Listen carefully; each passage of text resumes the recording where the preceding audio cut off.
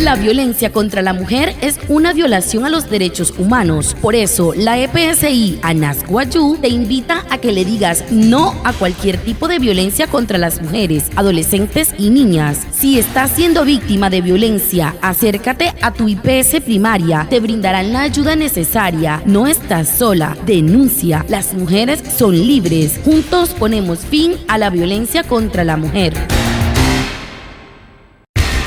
Hiyakan hiyayukan, moinkamaria hiyatuma wakari orejia, no horir kohuto hiyatuma wa, hukuha pa chiki. Te EPSI ka anas soy june hirrenhia sana hirrut kahene, solo munti IPS PH karhanai, hukuha intens chik kasa ta karhamai. Hiyakan hiyayukan mahayo na kan te pichkan, hirrut kap, hukuha yu chik te kasa no hotkar anai ho uru hiyakan airo. Hirrut kap ru te herre PH karhanai, hukuha pas chiki, her hiya hakari hene wane wa irhukua, so apna ta karhamai hiyakan hiyayukan.